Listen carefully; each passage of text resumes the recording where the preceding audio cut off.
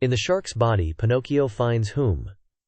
Read this chapter, my children, and you will know. Pinocchio, as soon as he had said goodbye to his good friend the tunny, tottered away in the darkness and began to walk as well as he could toward the faint light which glowed in the distance. As he walked, his feet splashed in a pool of greasy and slippery water, which had such a heavy smell of fish fried in oil that Pinocchio thought it was Lent. The farther on he went, the brighter and clearer grew the tiny light. On and on he walked, till finally he found, I give you 1,000 guesses, my dear children. He found a little table set for dinner and lighted by a candle stuck in a glass bottle. And near the table sat a little old man, white as the snow, eating live fish. They wriggled so that, now and again, one of them slipped out of the old man's mouth and escaped into the darkness under the table. At this sight, the poor marionette was filled with such great and sudden happiness that he almost dropped in a faint. He wanted to laugh, he wanted to cry, he wanted to say 1,001 things, but all he could do was to stand still, stuttering and stammering brokenly. At last, with a great effort, he was able to let out a scream of joy, and, opening wide his arms, he threw them around the old man's neck. "Oh, father, dear father, have I found you at last? Now I shall never, never leave you again." "Are my eyes really telling me the truth?" answered the old man, rubbing his eyes. "Are you really my own dear Pinocchio?"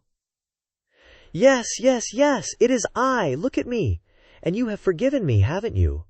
Oh, my dear father, how good you are. And to think that Oh, but if you only knew how many misfortunes have fallen on my head, and how many troubles I have had. Just think that on the day you sold your old coat to buy me my ABC book so that I could go to school, I ran away to the Marionette Theater, and the proprietor caught me and wanted to burn me to cook his roast lamb. He was the one who gave me the 5 gold pieces for you, but I met the fox and the cat, who took me to the Inn of the Red Lobster. There they ate like wolves, and I left the inn alone, and I met the assassins in the wood. I ran, and they ran after me, always after me, till they hanged me to the branch of a giant oak tree. Then the fairy of the azure hair sent the coach to rescue me, and the doctors, after looking at me, said, "If he is not dead, then he is surely alive."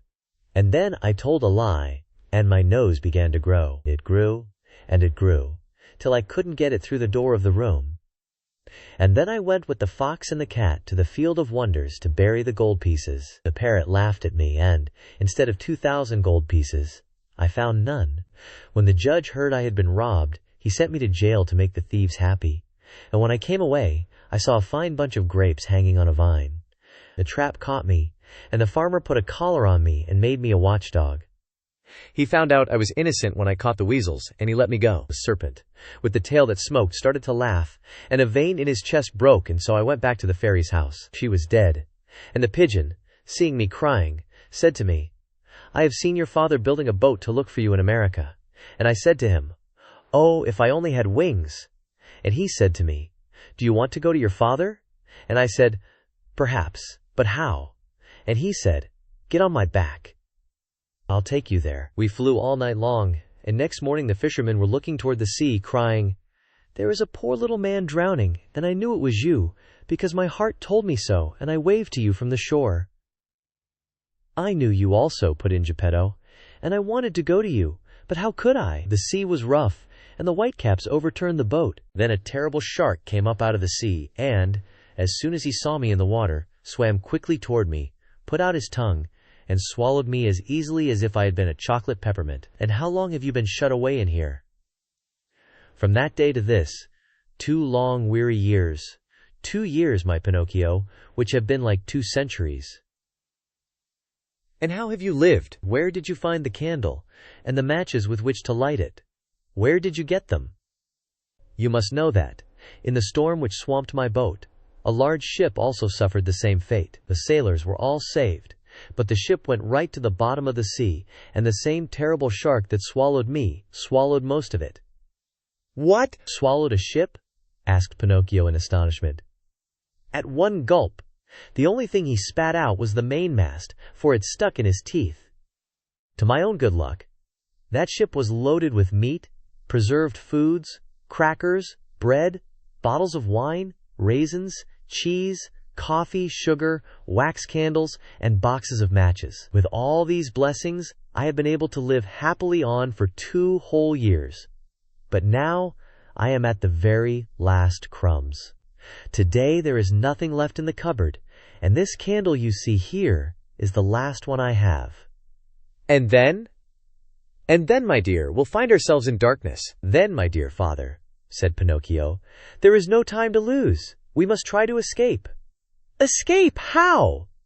"We can run out of the shark's mouth and dive into the sea." "You speak well, but I cannot swim, my dear Pinocchio." "Why should that matter? You can climb on my shoulders, and I, who am a fine swimmer, will carry you safely to the shore." "Dreams, my boy," answered Geppetto, shaking his head and smiling sadly. "Do you think it possible for a marionette, a yard high, to have the strength to carry me on his shoulders and swim?" "Try it and see." "And in any case, if it is written that we must die, we shall at least die together." Not adding another word, Pinocchio took the candle in his hand, and going ahead to light the way, he said to his father, "Follow me, and have no fear." They walked a long distance through the stomach and the whole body of the shark. When they reached the throat of the monster, they stopped for a while to wait for the right moment in which to make their escape. I want you to know that the shark, being very old and suffering from asthma and heart trouble, was obliged to sleep with his mouth open. Because of this, Pinocchio was able to catch a glimpse of the sky filled with stars as he looked up through the open jaws of his new home. "The time has come for us to escape," he whispered, turning to his father.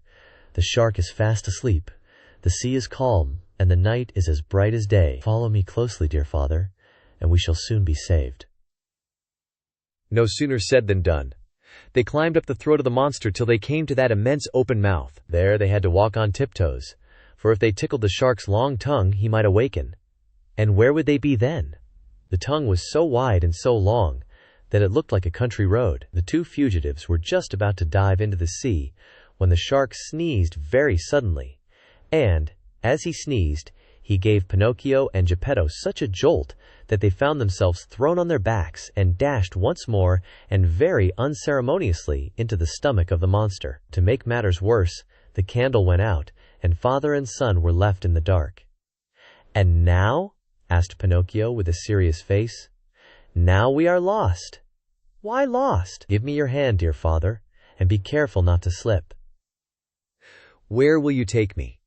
"We must try again. Come with me and don't be afraid." With these words, Pinocchio took his father by the hand, and, always walking on tiptoes, they climbed up the monster's throat for a second time. They then crossed the whole tongue and jumped over 3 rows of teeth. But before they took the last great leap, the marionette said to his father, "Climb on my back, and hold on tightly to my neck.